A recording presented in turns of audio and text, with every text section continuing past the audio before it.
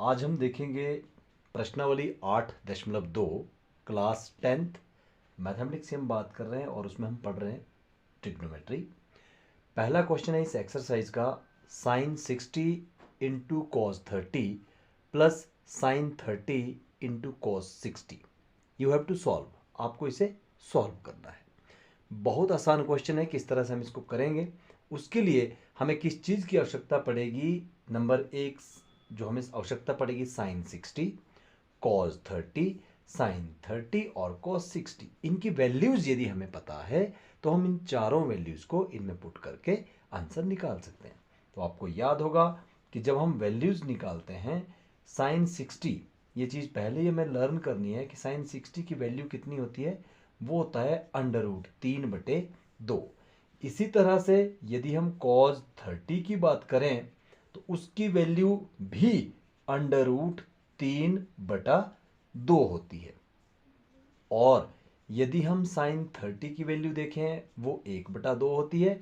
और इसी तरह से कॉस 60 की वैल्यू भी हमारे पास 1/2 होती है, और ये हमने पहले ही पढ़ा है इसके बारे में।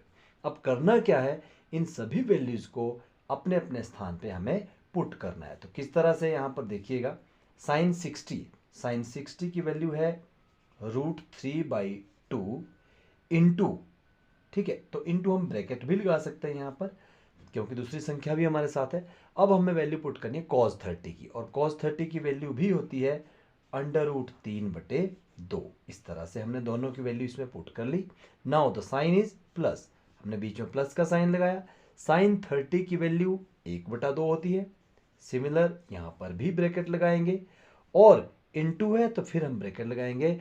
कॉस 60 और कॉस 60 की जो वैल्यू है हमारे पास 1/2।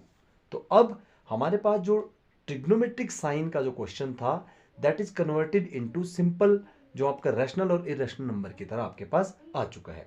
साइन कॉस साइड में हुआ, अब हमारे पास केवल नंबर्स हैं, और ये सिंपल मैथमेटिक्स है। जब हम √3 और √3 को मल्टीप्लाई आपस में करते हैं तो आपको पता है इसकी वैल्यू कितनी हो जाती है, 3। और सिमिलरली जब 2 और 2 को मल्टीप्लाई करेंगे तो इट विल बिकम 4। नाउ बीच में साइन किस चीज़ का है, प्लस का। अब 1 और 1 को मल्टीप्लाई करेंगे 1, और 2 को मल्टीप्लाई करेंगे 4। इसका मतलब इस क्वेश्चन को यदि हम आगे देखेंगे, 3/4 और 1/4, इन दोनों में हमें जब प्लस करना है तो इन दोनों का कॉमन बटा हमें लेना पड़ेगा, और इसका जो लघुत्तम है वो आएगा 4। और क्योंकि लघुत्तम एक जैसा है तो ऊपर की संख्याएं भी अनचेंज रहती है, वैसे ही रहती है, 3 + 1 और 4। और इट इम्प्लाइज दैट, इससे हमें क्या पता चलता है कि ये बन गया 4, और अपॉन कितना हो गया 4, और 4 आपस में कैंसिल हो जाएंगे, 1/1, सो इट विल बिकम 1।